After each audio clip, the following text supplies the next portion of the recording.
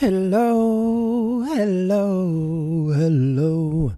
Bienvenue à toutes et à tous dans ce nouvel épisode de Pensée Vagabonde présenté par votre host préféré, the ho, the one and only, the mother, Zoubidamina, Z-O-U-B-I-D-A-M-I-N. Je sais pas du tout pourquoi je vous ai fait un jingle entier là. Comment ça va? Comment vous vous sentez? Je vous préviens tout de suite, cet épisode il va être un petit peu... En fait, j'ai même pas d'anecdote. En vrai, j'ai pensé à une anecdote là dans ma tête juste avant de commencer. Peut-être que je vous la dirai. Mais en fait, c'est juste que je voulais vous partager mes émotions sur un sujet, je sais pas, qui m'a traversé la tête récemment et qui est dans ma tête depuis longtemps. Mais je sais pas, je voulais en parler. Donc je me suis dit, tu sais quoi, pose-toi ma belle et puis fais un épisode et puis on verra ce que ça donnera.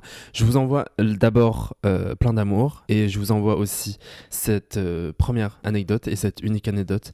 Ça me fait chier de la partager parce que je trouve ça nul de partager un truc pas cool au début de cet épisode, mais c'est pas grave. Un jour, j'avais un... C'était pas un date, c'était pas un plan, c'était pas... Je sais pas trop, bref. Juste, je vais voir quelqu'un.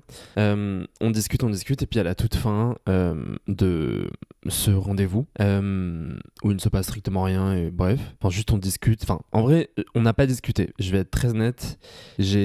Parce qu'il faut être honnête dans la vie, j'ai plus servi d'oreille que d'autre chose. C'est-à-dire que même au bout d'un moment, même moi, j'étais en mode...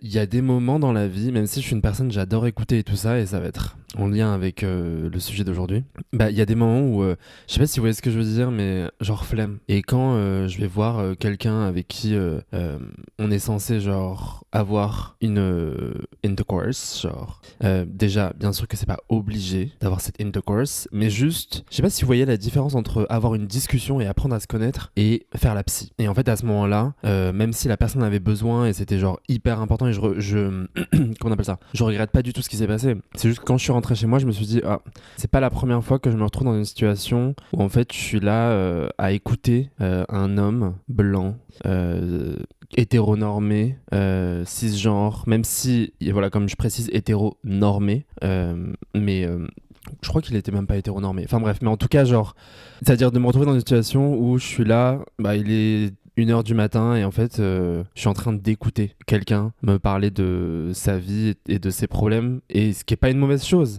Mais c'est juste que quand tu fais ça souvent, il y a un moment, je suis en mode genre, je crois que là, j'ai juste un petit peu la flemme. Mais ça veut pas dire que j'ai pas apprécié l'échange, c'est juste qu'à un moment, j'étais en mode, mais en fait, il y a pas d'échange, c'est juste moi qui écoute, quoi. Donc voilà, mais c'est pas grave, ça arrive, c'est la vie, et je regrette rien du tout. Et ce qui s'est passé par contre en partant, c'est que je lui donne mon Instagram pour qu'on garde contact. Et je lui dis du coup c'est Zoubidamina. Et comme un homme blanc finalement, il me dit genre ah mais t'es fan de... Comment il s'appelle? Vincent Lagaffe. Et moi je connais cette ref et je suis en mode non pas du tout, au contraire. Oui mais parce qu'il a fait une musique qui s'appelle Zoubida. Ouais. En fait la musique, la Zoubida ou Zoubida, je sais plus comment elle s'appelle, c'est une musique raciste genre. Donc en fait c'est juste si vous me croisez, ça n'a rien à voir avec ça. Ok, moi mon nom d'artiste c'est Zoubidamina. Parce que ma grand-mère s'appelle Zoubida. Et il est hors de question que... En fait, pendant très longtemps, je me disais, est-ce que je prends ce nom ou pas? Pas pendant très longtemps, mais j'y ai réfléchi parce que je connaissais cette référence.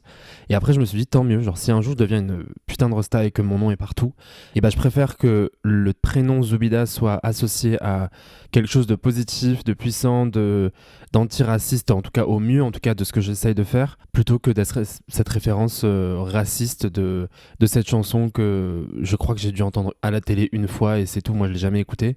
Donc, enfin, c'est juste, ouais, ne parlez pas de ça en fait, parce que c'est pas du tout, ça n'a aucun rapport avec ça.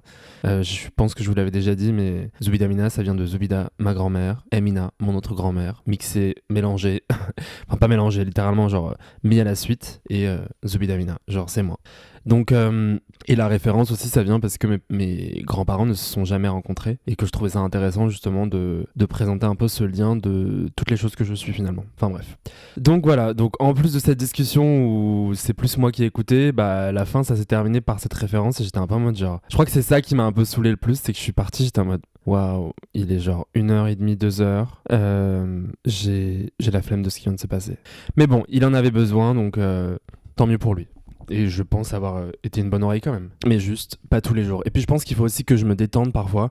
Ou genre, je pense que j'ai le droit dans la vie de pas avoir envie d'écouter des gens. Je pense que j'ai le droit dans la vie à des moments d'être en mode genre, en fait, juste là, j'ai pas envie de faire la psy, genre. Et je pense qu'il faut que je me détende là-dessus. Parce que parfois je culpabilise beaucoup à être en mode genre, mais oui, mais les gens ont besoin de parler, donc tu dois les écouter. Et je suis en mode genre, bah en fait, parfois j'ai peut-être pas l'énergie. Donc, bref. Le sujet d'aujourd'hui, c'est quoi ?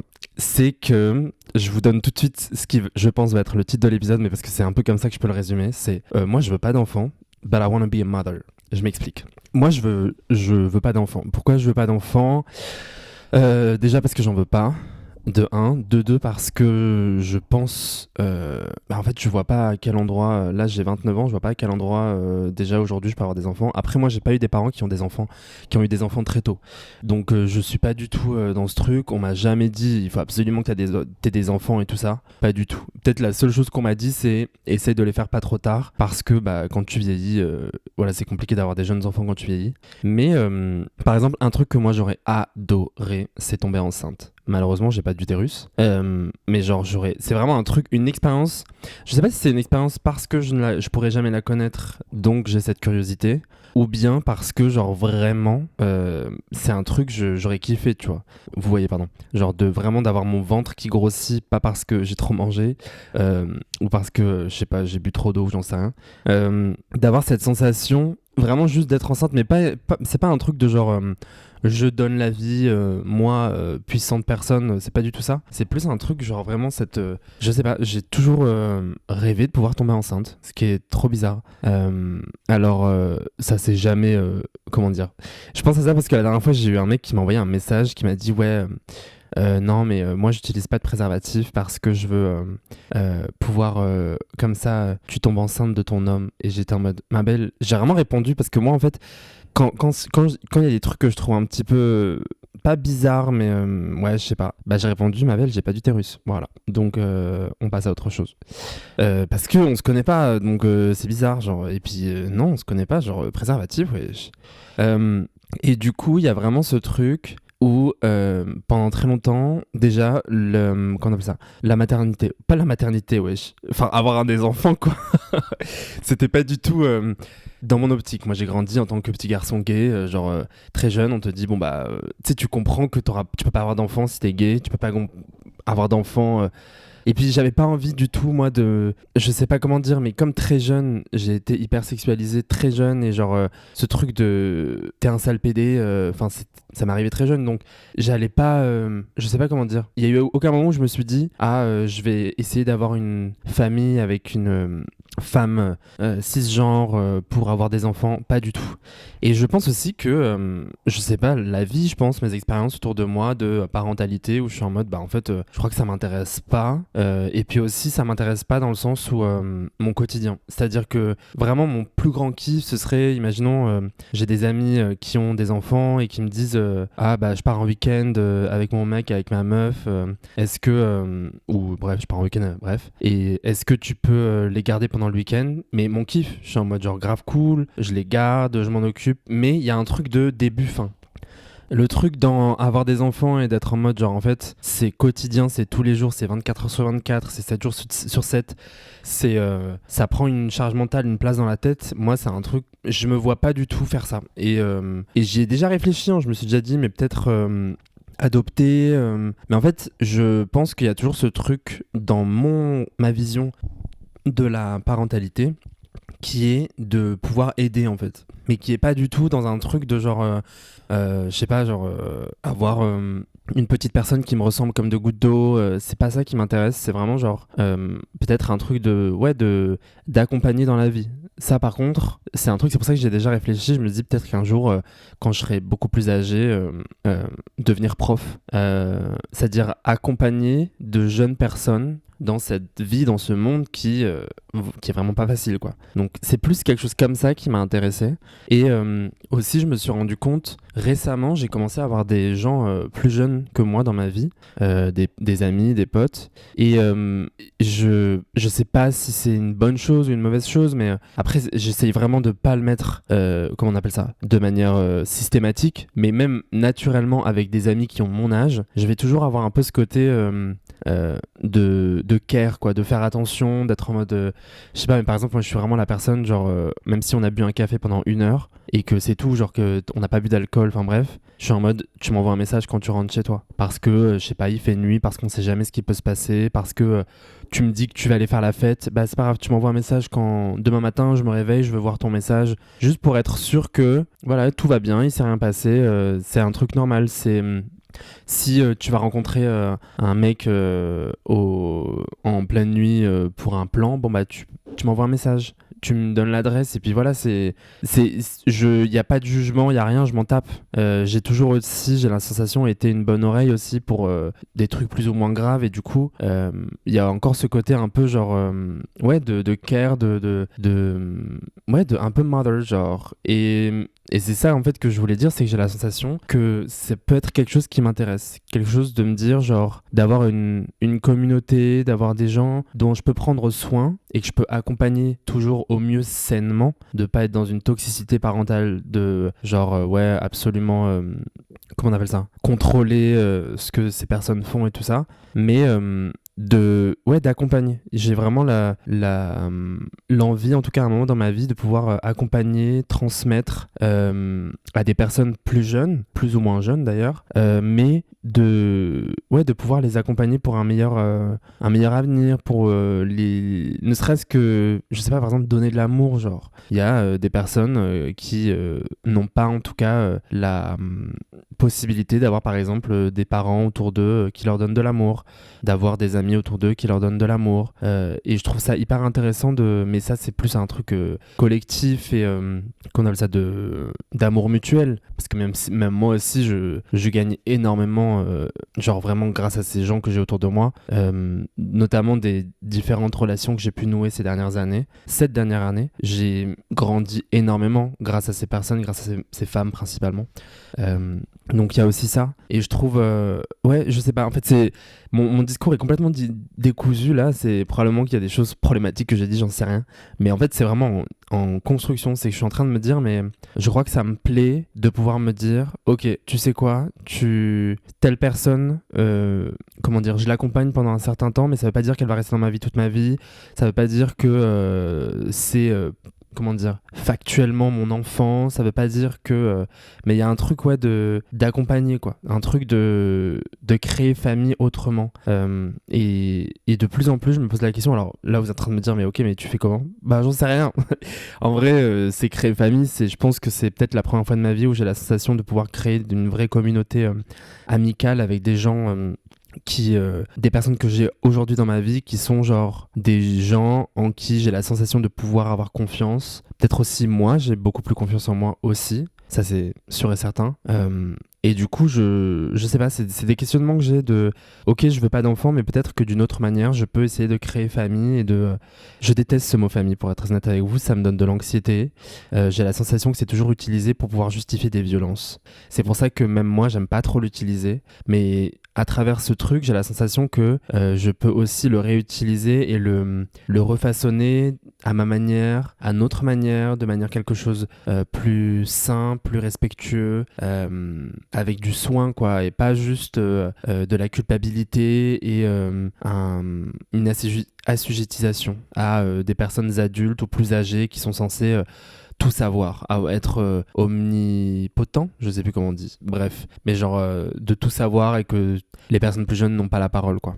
Et puis il y a vraiment ce truc de transmission. C'est pour ça que j'ai vraiment pensé pendant un long moment de pouvoir peut-être devenir prof. Pour le moment, j'en ai pas envie à 100%. Peut-être que je peux trouver des manières de le faire à travers, je sais pas, des conférences, je sais pas.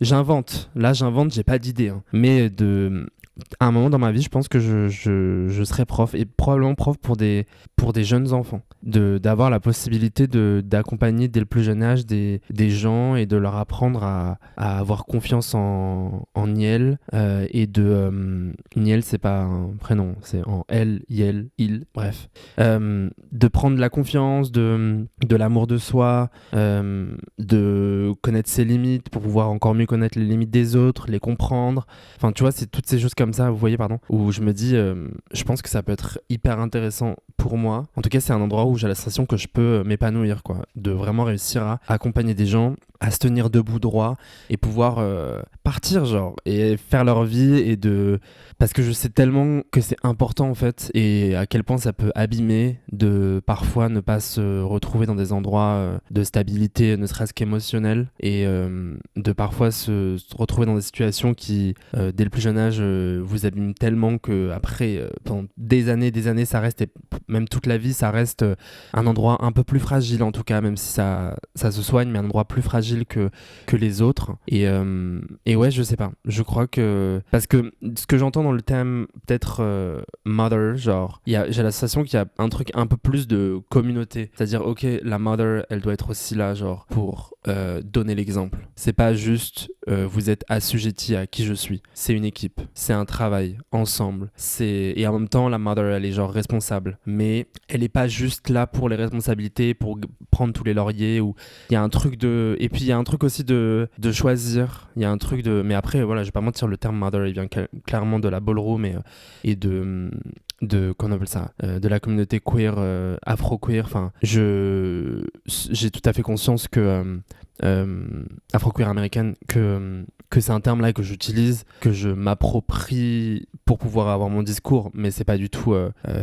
comment dire, je suis pas du tout genre dans la ballroom, donc je vais pas l'utiliser dans mon quotidien, mais c'est juste là je vous donne un discours, quoi. J'ai la sensation que c'est peut-être une manière de faire famille qui moi m'intéresse beaucoup, c'est-à-dire que c'est pas c'est pas genre vous m'appartenez, ou je dis pas que toutes les familles sont comme ça, mais j'ai vraiment la sensation que, en tout cas, la famille aujourd'hui, c'est prouvé que c'est l'endroit où il y a beaucoup de violences qui naissent, en fait, comment on appelle ça, qui vont se solidifier dans les corps parfois des enfants, quoi, et qui vont après perpétuellement les mettre dans des situations presque de répéter ces violences pour pouvoir s'en sortir dans leur vie, même hors de ces familles.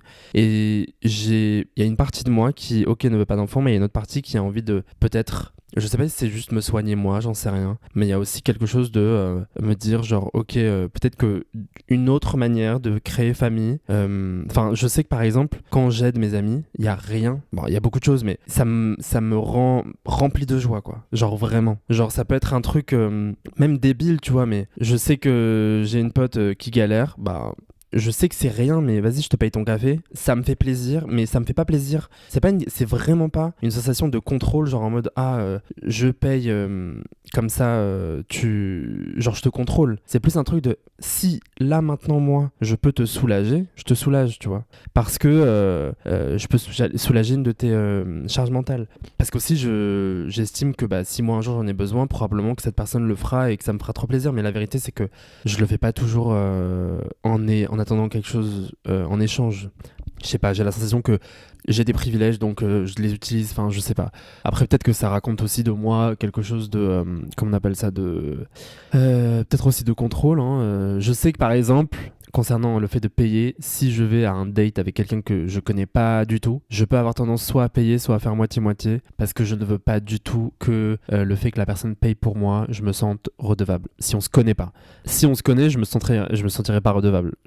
Ça me fait chier, tu vois, parce que la réalité, c'est que bien sûr que je me sens pas redevable, mais si tu sais qu'une personne, je sais pas, galère un peu, bah forcément, c'est pas une question de se sentir redevable, c'est juste avoir une responsabilité, quoi. Mais quelqu'un que je connais pas, j'avoue, je peux être un peu en mode genre, je vais payer ma part parce que je ne veux pas que tu me sortes des trucs chelous par la suite.